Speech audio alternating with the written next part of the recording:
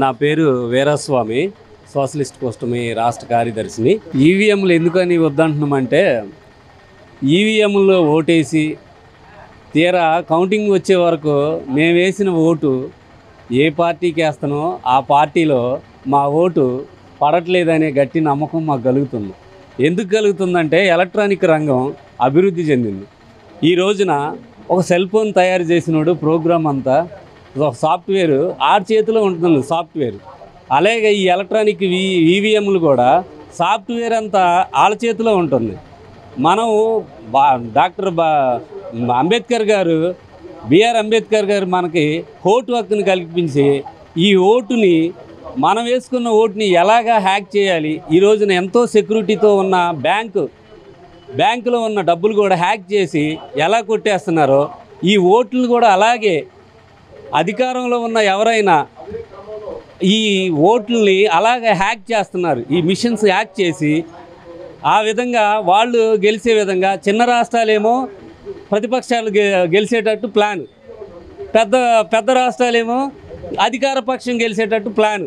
అలాగే ఒక గ్రామంలో మేజర్ పంచాయతీలో ఉన్న ఓట్లని ఒక 500 ఓట్లు మెజార్టీతో ఈ ఊరిలో ఈ పార్టీ గెలుతుంది అనుకుంటే, అదే ఊరిలో ఒకరు 100 ఓట్లతోనే గెలిచేటట్టు చూపించడం.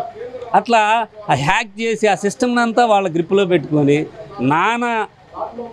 ఓటుకి వేసిన ఓటు సరైన క్రమంలో సరైన పద్ధతిలో ప్రజాస్వామ్యంలో ఇది ఒక పెద్ద కూలీకోరు విధంగా ఉంది. అందుకని ఈవీఎంలంతా పచ్చి మోసం దగ.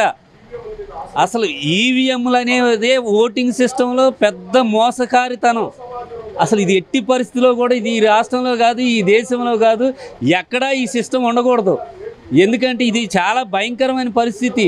ఒక వ్యక్తి ఒక మంచి నాయకుడిని ఎన్నుకోవాలని ఓటేస్తే ఆ ఓటు ఆ మంచి నాయకుడికి పడకుండా ఎవరైతే అధికారంలో ఉన్నారో వాళ్ళు ఆ ఓట్లన్నీ వాళ్ళ ఇష్టం వచ్చిన పద్ధతిలో, వాళ్ళకి నచ్చిన పద్ధతిలో మరి హ్యాక్ చేయటం, ఈ ట్యాంపరింగ్లు చేసుకోవటం, ఈవీఎంలు ట్యాంపరింగ్లు చేసుకోవటం, ఇవన్నీ చేసి అధికారంలోకి వస్తున్నారు. ఎప్పుడైనా ఒక పార్టీ అధికారంలో ఉంటే మంచి చేసినోడు కోటేస్తారు, మంచి చేయనోడిని దించేస్తాడు. కంటిన్యూషన్ గెలుస్తూనే ఉంటారు. ఎలా గెలుస్తారు? ఇది ఈ రాష్ట్రంలో, ఈ దేశంలో సహజ పరిస్థితి అలాగే ఉంటుందా? దేశంలో కంటిన్యూషన్ ఒకే ప్రధానమంత్రి ఉంటారా? ఉండరు కదా. అన్నీ మంచిగా చేస్తున్నారా? మంచి చేసేవాడు కోటేస్తారు.